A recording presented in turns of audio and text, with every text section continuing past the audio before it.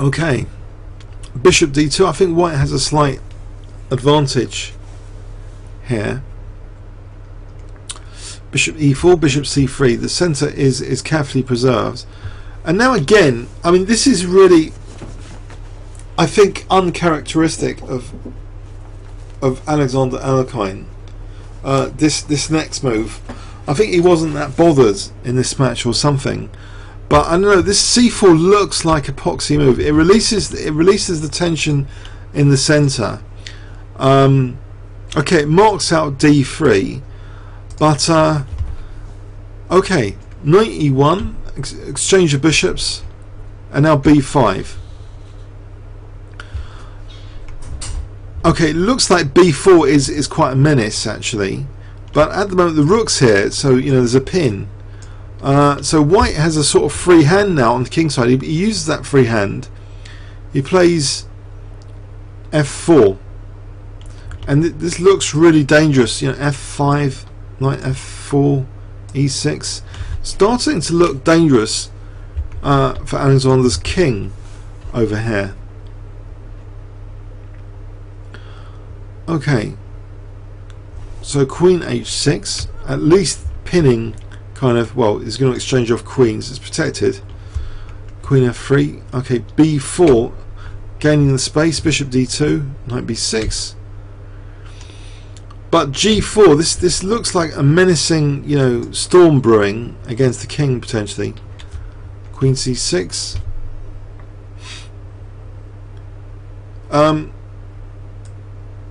Okay, so queen c6. Okay, so f5.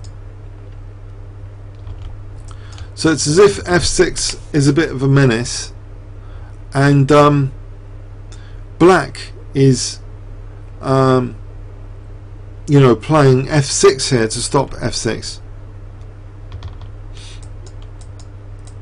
Okay, so he plays f6, and this weakens the e6 square, so knight f4 is more dangerous here. So knight f4, okay, coming into e6. Now rook fc8,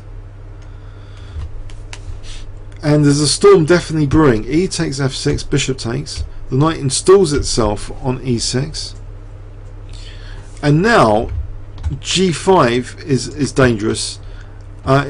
This is protected by the knight, and you can imagine, you know, maybe this sort of thing. Or just leave the rook there, g5 and then f6 will start to crash through. It's very dangerous here. Okay, so black plays c3. He's trying to put his weight on that queen side, so takes knight c4, and bishop moves. Okay, and now there's still this hanging threat of g5 here, and f6. It's still really dangerous. Knight takes a3. Now g5 finally played, so it's a bit of a miserable position for black. So I think this looks like kind of another shocking position for Alexander to be in. Against Bogo, who okay, he's a dangerous you know, grandmaster at the time. So he moves the bishop to d8, bishop e5. Now really pointing at the king. Things have got a whole lot worse. You look at the coordination here on black's king side. You know, f6 is coming at some point. Not here necessarily. Although having said that, it might actually be possible here, because you know, say black played a move like b3. I think f6 is possible, because imagine you take check, king moves here. There's f8, and if here bishop takes, and you crash through queening. So you can't play a move like b3, it would seem. So rook a7. Maybe to be able to, you know, play rook f7. If f6, Rook f7. Trying to be resourceful, but Queen h5 piling on the pressure. Now, you know, g6 is a potential threat. Knight c4. C takes, and there's a nasty pin there. Knight takes e5. D takes. This is looking desperate. Check. Check. Right, Queen f3. And these pawns are still very dangerous. Takes off the queens, and he plays rook c3. That rook supported. Or no, it's moved back, pardon me. d3. f6, very, very dangerous. Rook c6. Now knight takes g7, and now e6 is a menace. So this is a slaughter of Alexander. He does something to try and stay in the game now against e6, e7. He sacrifices the exchange. And it looks quite clever in some respect that he's got rid of white's connected passed pawns, and he's got these two dangerous pawns, but rook f6 forcefully potentially simplifies. Bishop d4 making use of the advanced pawns though. These would be dangerous, but now we have check, forcing sequence, so he wins that rook, and d2, but white can escape from this d1 threat. Okay, I know the bishop's like stopping this stuff, and it also stops rook a1, but unfortunately for Alexander, Bogo can play check here, and now another check here, and this is bad news, because if king h5, then rook takes his mate, so he has to step on the f file, and this allows check and rook f1. So he's playing on. He's the exchange and rook down, but he's got these dangerous pawns, but he plays on a little bit. He takes check, takes bishop g3. It's a bit desperate, isn't it? It's all over basically. Okay, he can afford to to take here. He'll still be winning quite comfortably, you know. King e3, rook d5. It's over. So here Alexander resigned. So he was a bit smashed in this particular game. Let's have a look in overview and summary. So this is game 23. So what happened? Moves like bishop c2 don't inspire too much confidence. So white had a very nice center, and this release of tension just looks a bit risky to push for the queenside avalanche, when white has potentially, you know, pawn mobility on the king side, with the bonus of the king to sort of target. So that really happened. White played, you know, the king side pawn avalanche, which was a real menace here.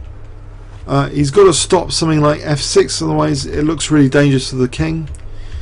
So he gives up e6, and now these pawns are mobile again with tempo for g5, and it's just crashing through. So it ended up Alexander had to give up the exchange, and it got very, very desperate after that. The pawn was actually able to be stopped, a lot of material down. Okay, so there was a glimmer of hope set by game 23. You know, is Bogo going to start winning game after game? So it was actually, this match was the best of 30 games though, and there had already been quite a lot of draws. So Alekhine just needed another win and another draw actually. But in the next game, Okay, let's have a look at game 24. In game 24, so Alexander playing white in game 24 kicks off with d4. After d5 we have Slav. Even back in 1934 the Slav was popular. So e3, e6. Okay, bishop d3, quiet variation by white. Both sides castle. Now b3. This looks very modern, this treatment with b3. Black played a5 here. And actually I think this is great stuff now. After a3, black plays c5, which kind of makes the plan of installing a knight on e5 a bit shakier if the foundation is being attacked here, this d4 pawn. So this looks like a nice central, tension to create with black, to play c5 now. C takes, E takes, bishop b2, as though maybe knight e5 is still going to be useful, and maybe as a basis for an attack, but we see a4,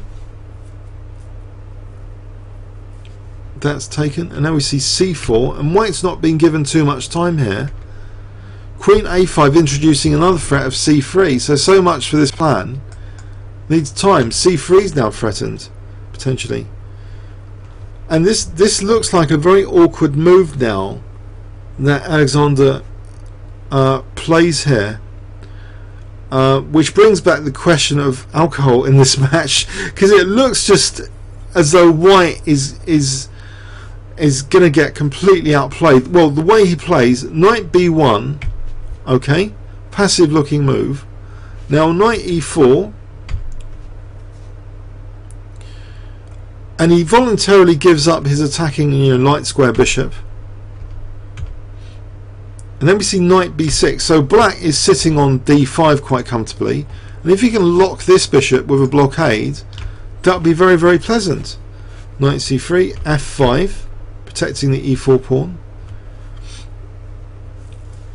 It's undermined, and that's just taken.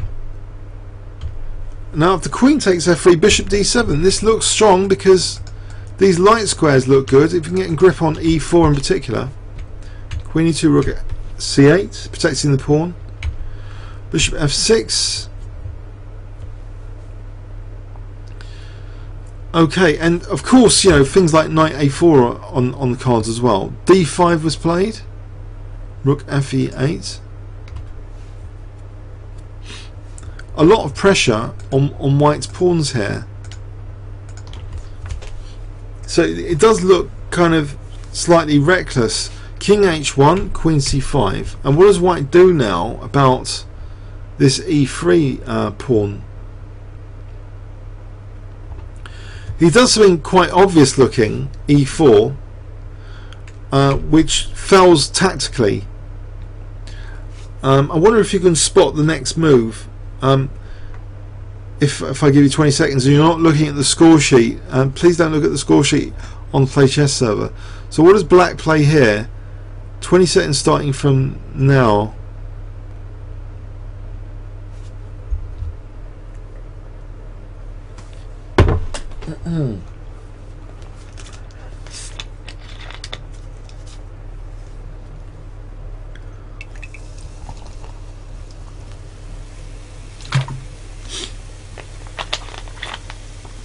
Okay, maybe a lot of you are looking at the score sheet on Play Chess server. So anyway, I'll say the move. So knight takes d5 just makes use of the basic pin here. So if knight takes, then we have just queen takes.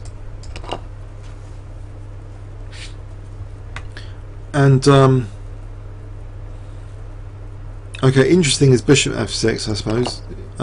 There's no major check It's ruled out with this pawn. So after the knight takes d5, yes, he's just lost the pawn, the centre pawn. Rook fe1. Knight f4. The knight is even going to an aggressive square, and even goes to d3. And this looks like it's winning the exchange. So I can't explain these two games at the tail end of this match. So this is game 24. Alekhine's been smashed, as white. It's been totally, wrecked here. He takes the queens off, bishop a1, and the torture continues. Instead of winning the exchange, even more sadistic, bishop g5. Slaughter. Knight stumbling back. You can take the exchange at any time. Again, f takes e4, even more powerful, maybe. Now he finally wins the exchange. Bishop takes a4. It's totally wrecked position to have the exchange down. b5 now. Rook d5, as though the rook's going to come to d3, which it does. Check. Doubling up rooks. Bishop f2. I mean, it's just pitiful, the position. Rook f1 and now e3. And here Alexander resigns. So he was really smashed in this game 24, basically. Surprisingly. But as I say, it's the best of 30 games. And okay, so if he could get one win and one draw, that would be the end of the match. Let's just quickly review this again. How did he get so smashed? Black played the nice c5, putting a lot of central tension. I've actually had a blitz game recently against the GM, which I didn't play this, and white got a crushing kind of attack. He got a pawn here, he knocked out this, he went for h7. Now to Bogo's credit, this central tension move I think is key. I don't know how many of you would realise it, but if you don't play c5, this can be a very dangerous setup for the knight e5 to dislodge f6 and to just smash the black king position up. So the way Bogo played in this game was very energetic as well, I would say, and introducing concrete threats very quickly, like c3, putting white on the defensive, and just taking control. Bogoljubov was the preferred candidate, I think FIDE put forward to play Alexander. It wasn't just Alexander chose him because he thought it was weak. He was actually a really strong player, and he had very good tournament results. And we see here some of the devastation that he can cause, even Alexander Alekhine. But it wasn't Alekhine's best game, obviously. He was just smashed here, and quite brutally smashed. Just positional murder, everything, material. Why is 17 knight takes e4 impossible? So if we go back to move 17, so you're saying knight takes e4. That's a good question.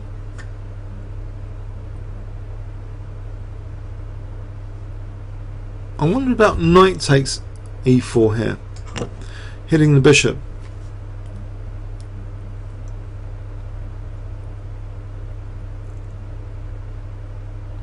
I think this might get nasty.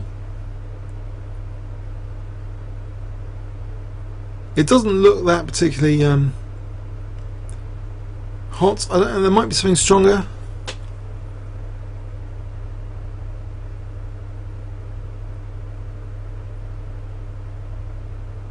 I think knight takes a4.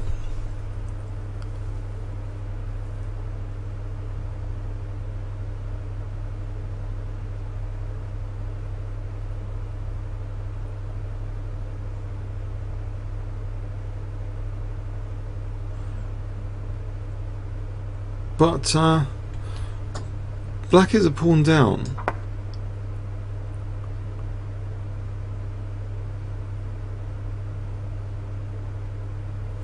Intriguing.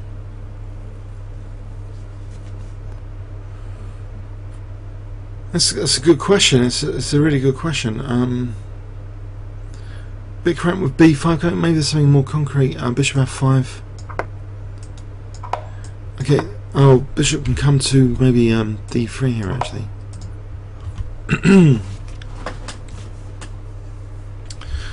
Okay. So he protected. He gave himself the option of knight a4 anyway. Okay, now, so this was game 24, Alekhine smash, so he's just suffered 2 game defeats in a row. So let's have a look now at game 25 of the match. In game 25, Alekhine playing black.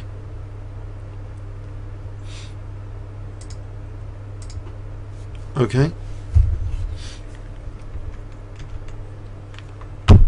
d4, d5. And he plays the Slav defense now. He takes bishop g4. This looks like some sort of modern variation potentially of the Slav. The bishop crawls back over here, so it's outside of the pawn chain. So black has a solid position, both sides castle. a5 restricting white's queenside expansion a little bit. Queen b6. Now a crazy looking move, weakening the king position actually. Here was played g4. This looks like it's slightly unpalatable to create all these weaknesses. For what? Why? It's a bit windy, isn't it? This vacuum here. But anyway, let's follow. Queen e2, queen a6. b5. Knight e5. That's taken. And now b4. Which is putting pressure, of course, on e4. Have these guys on e4 at the moment, dislodging the defender. So bishop takes f6, bishop takes knight e2, but we're still left with, you know, all these weaknesses. Took on a3, and now c5 is powerful. So in contrast to the previous game with the brutal bishops, it's like they've swapped roles in this game for the moment. Actually, Alexander Alekhine has the brutal bishop along the diagonal now, and this one complementing along that diagonal. Okay. And of course, nice pressure on this diagonal. Rook ac1, c takes, knight takes. And now actually gives up a bishop voluntarily for rook d8.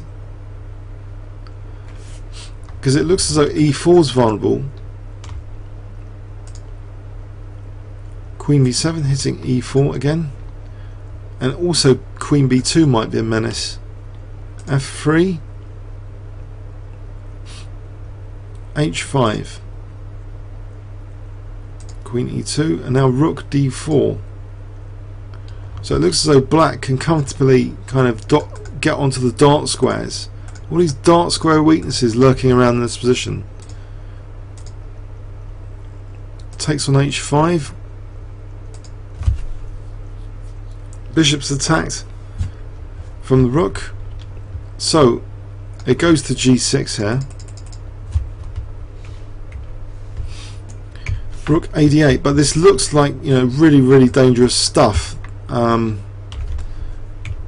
c4 check. He takes a rook. a4, which now means potentially queen b3 could be useful. Or the pawn is getting dangerous. Rook c4, rook d1, which introduces tactical threats on the bishop. So if for example takes, then maybe just queen b5. So you can't take that. He plays rook b4, queen c7, which now threatens queen g3.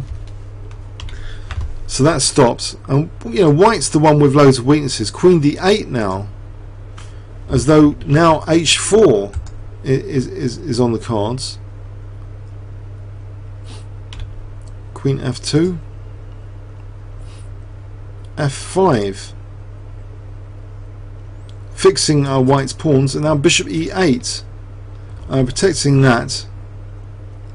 But also, you know, bishop c6, you know, queen d5 would be a menace. Rook b6, stopping bishop c6, I think, and also attacking that pawn. Queen c8, introducing, I think, stuff like queen c1, and possibly some other stuff. Rook d6, rook c1. Queen d4, king h7, and now things get nasty. Check, check, and this is a crushing blow here. Actually, because if the king moves here or here, then there's bishop c6 check. So the queen goes in front, and now Alexander just finishes with. I hope you can guess it if you're not looking at the score sheet. If I give you 20 seconds, 10 seconds.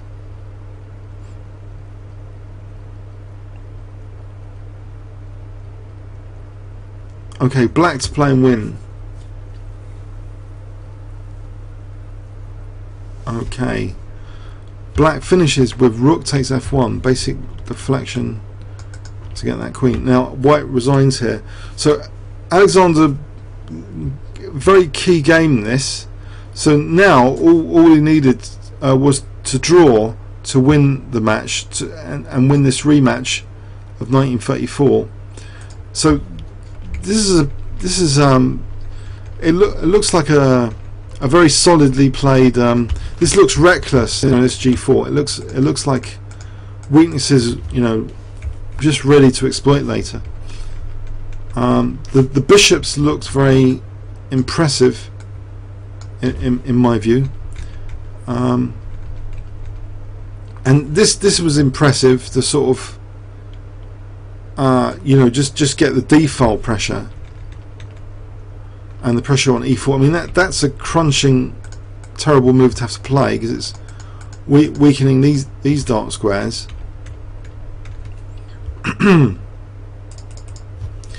So really, it got nasty for the white king quite shortly after this. Very nasty for the king here. Okay, so he just needed to draw the next game to secure his title.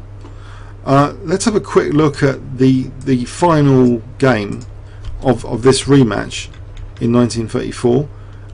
Look at that draw. So Alexander playing white. So if he draws, he wins this rematch. He retains his world title, world champion title.